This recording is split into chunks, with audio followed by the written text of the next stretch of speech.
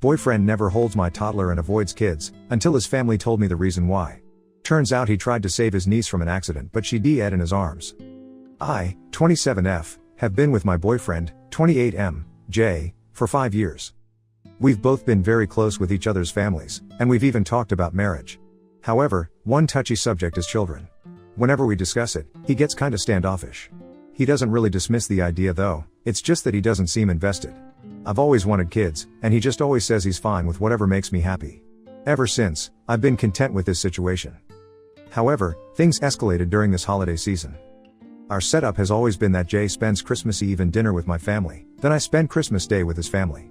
This was the first Christmas I'll spend with my first and only niece, 2F, Anna. She spent her first Christmas in the hospital due to her health condition, but she's okay now, so I made sure to spend a lot of time with her.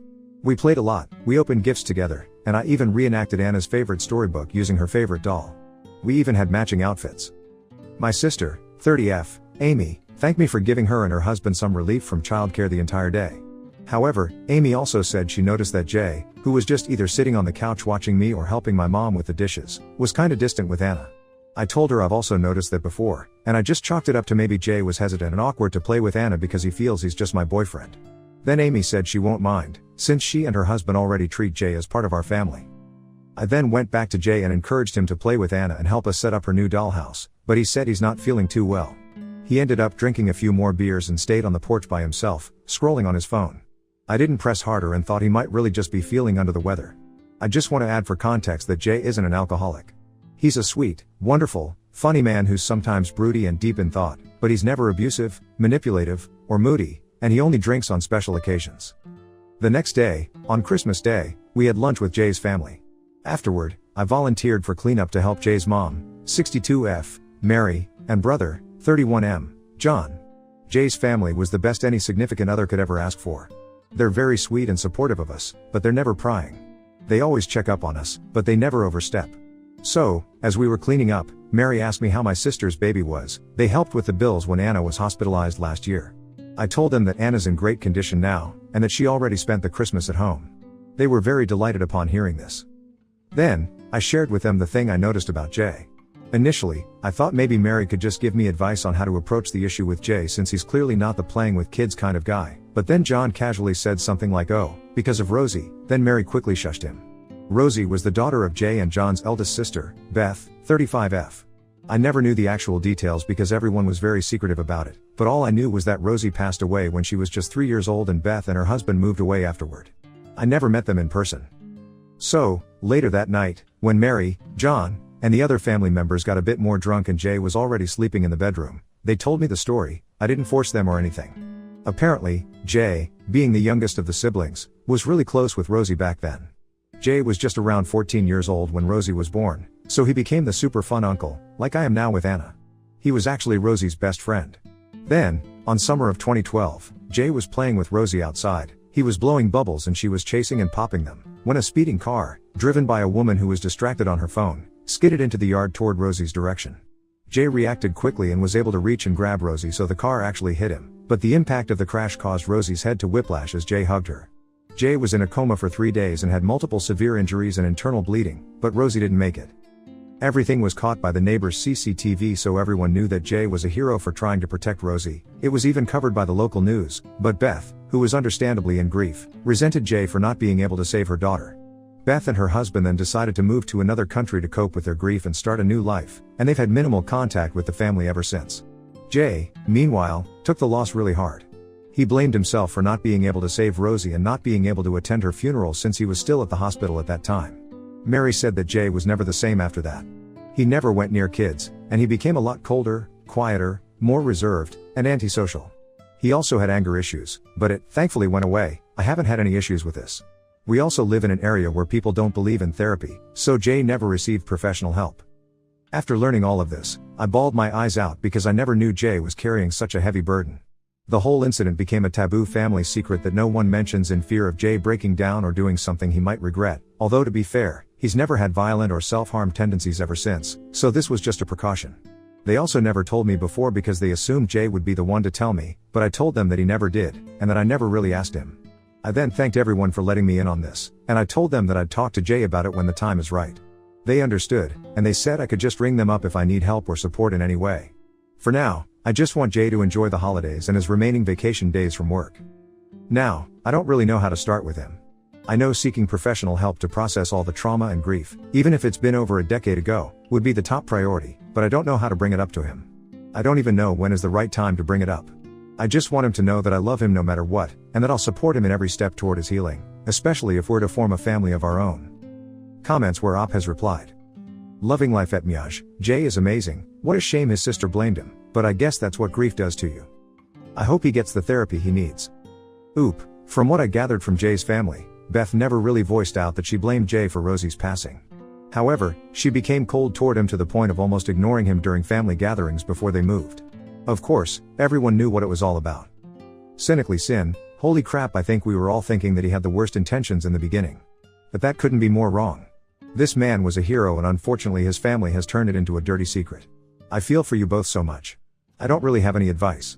I just want you to know that you are both incredible people and I hope your love finds a way and you're able to raise a beautiful family together, if you choose. Oop, it's really sad how the family handled it, but I can't really blame them because I grew up in the same area. We live in a provincial, non-progressive city, and their family even lives in a more rural community where everyone knows everyone. If there's any scandal that potentially tarnishes the family name, it's swept under the rug. I guess the heroic part of the story is something the family could have been proud of, but the trauma, anger issues, lashing out, and antisocial behavior that Jay developed, as well as how Beth left the community afterward outweighed everything, so the entire thing just became the family's dirty secret. Fruitcake and Crumb, she died as he was hugging her, I can't imagine the grief he went through.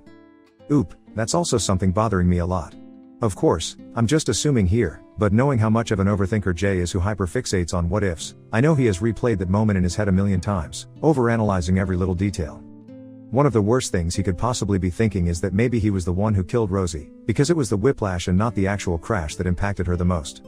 It's bad enough that he lost his niece and best friend, but for her to die in his arms and thinking that it was him who might have accidentally killed her instead of saving her is absolutely horrible. That's the what if I fear he's thinking the most. And just to be clear, no one actually blames him. No shame, no lies, why are they so hard pressed on forcing him to interact with a child more than he wants to? Instead of letting him get comfortable in his own time, you're all forcing him to do it right now. I'm very uncomfortable with children, but given time I'll come around. I just need to get over the anxiety and panic about hurting them by accident. If somebody in their family were this insistent, I'd just be more uncomfortable. Oop, I don't think anyone is really forcing him though. In the 2 years we've welcomed Anna into this world, no one has forced Jay to interact with her just for the sake of it. I've been interacting with Anna every time our family gets together, and Jay has been distant but fine overall, and we just let him be because it was never an issue. We all just accepted that he wasn't comfortable around kids. Also, when I was encouraging him to interact more during Christmas Eve, it was more along the lines of, hey, you know you're welcome to help us with this dollhouse, you know. I know you're judging my lack of craftsmanship here lol. Amy's intention of bringing this to my attention is just to make Jay feel more welcome in our family. Again, it was me who assumed that maybe Jay was just awkward with Anna because he might have felt like an outsider and he didn't want to overstep. My entire conversation with Amy was rooted more in including Jay in our family and making him feel comfortable enough. However, given everything I've learned, I'll make sure that everyone is more sensitive with this subject around him. Update 1, April 19, 2024. Hi, it's been a while since my first post. I have some major updates for anyone interested. You may check my profile for my previous post. Also, I took some time to organize my thoughts first to make sure I don't miss anything pertinent. It's kinda long as a lot have happened since, so I've divided this into sections to make it easier to follow. Quick recap. My boyfriend, Jay, and I have been together for 5 years. Throughout our relationship, I noticed that he's always distant with kids, including my niece, Anna. During Christmas, Jay's family revealed that it was because of an incident over a decade ago. Turns out, Jay was really close with his toddler niece, Rosie. One day, when they were playing outside, they were hit by a distracted driver. Jay tried to save Rosie. He sustained severe injuries, but Rosie still didn't make it. Beth, Rosie's mom and Jay's sister, acted cold toward Jay after this, then she and her husband moved to another country after a few months. From then on, Jay's personality changed, becoming cold and antisocial, and he never received professional help. All of this has become Jay's family's dirty secret. Part 1, The Confession. Since learning about Rosie and posting here on Reddit, I've been so conflicted about what to do. A lot of you had opposing opinions, and all of them had merit, but knowing Jay and how he'd most likely react, I chose to keep it a secret until I find the perfect time. What I didn't anticipate was that the perfect time would come in the form of a pregnancy scare. Back in January, I had a false positive. Everything happened so quickly within a day. I had a roller coaster of emotions, but bottom line was that I'm not pregnant after all. When Jay got back home that night, I knew I had to tell him everything. I told him I had a pregnancy scare, but he has nothing to worry about since it ended up being negative. At that moment, I saw all the blood drain from his face, and he became so pale that I was worried he was going to faint. I was holding his hand, and he became so sweaty and cold and shaky. He rushed to our refrigerator to get some water, and it was obvious he was spiraling really hard. That was when I told him I knew about Rosie. I came clean because I knew that was what he was panicking about. I assured him that I'm by his side, and he could react however he wanted to. I repeatedly apologized for disrespecting his trust and lying to him for weeks. I also asked him to please not be mad at his family because they meant well when they told me. Throughout all of it, I couldn't really read Jay's expressions. I wasn't sure if he was about to scream out of anger or burst into tears. I told him that we don't have to talk about it any further if he doesn't want to, but I'd be willing to listen and support him whenever he's ready. His only response that time was him asking me if I wanted to break up with him, which confused me. I told him of course not, then we hugged, then he said he needs some time to process everything before we discuss it, which I respected. For the rest of the week, we tried to interact like nothing happened, but everything was awkward since there's this huge thing hanging between us. Part 2, The Talk. The following weekend, which was 8 days after, we finally sat down and talked about everything. He started by apologizing for not telling me sooner, but he revealed that his last girlfriend dumped him after he told her about Rosie. He said he was so relieved after I reassured him that I wouldn't do that. He then told me that it was something that's been weighing him ever since, and he's confirmed that he never sought or received professional help. However, he said he's very much open to doing that, but he didn't think he's ready yet. He also said he's afraid to go down that path because it might release some inner demons and drag me down with him. Another thing Jay told me was that ever since Rosie was born, he felt an instant and deep connection and a sense of responsibility for her, even when he was just a teenager that time. He said that having Rosie in his life made him realize how much he wanted to be a father when he's older. However, since the incident, he's afraid of messing things up again, so he never really considered having kids from then on despite really wanting to do so. I then reassured him that we're on the same page on this. Although I also want to have kids with him in the future, I don't want to force it on him when he's not yet ready. He also said that whenever he sees me with Anna, my niece, he gets kinda jealous because he wants to join us every time. However, he constantly reminds himself to keep his distance just to be safe. I told him he doesn't have to worry about that, and that he's more than welcome to join us if he wants to.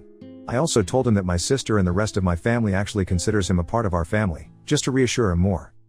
Jay tried to lighten the mood by joking and saying now that I know everything about him and still didn't break up with him, I could finally expect a proposal anytime soon. We both had a good laugh, but we agreed to wait for his recovery first before getting engaged or discussing our future family. Part 3, Beth. During our discussion, Jay also had another heartbreaking revelation. He said that during the height of the pandemic, Beth's husband, Brian, reached out to him. Brian said that Beth had COVID and was confined in a hospital, and that he was already running low on funds due to bills and unemployment. He also said that Beth had been almost catatonic since Rosie's passing. She had been resistant to any outside and professional help, but she was institutionalized for about a year after a self-harming incident. For the past decade, she'd been cold, distant, and withdrawn from society. Apparently, the rest of Jay's family also knew about all this, but again, they just swept it under the rug. To be fair, they had been helping Brian by sending financial aid to support Beth, but their version of the story was that Beth had just gone low contact since they moved. Also, to be very clear, Jay said that Beth never blamed him for what happened to Rosie, although he initially felt that way when he was younger. It was more of their parents interpreting and spinning things a certain way to avoid tarnishing their family's reputation, but when Brian reached out to him directly years ago, he started to understand better. However, he still hasn't processed everything, and he still partly blames himself for the whole thing. Part 4, Our current situation. For now, what we're exploring is couples therapy so we can discuss our mutual issues in a safe and pressure-free space, and hopefully, kind of ease him into the world of therapy.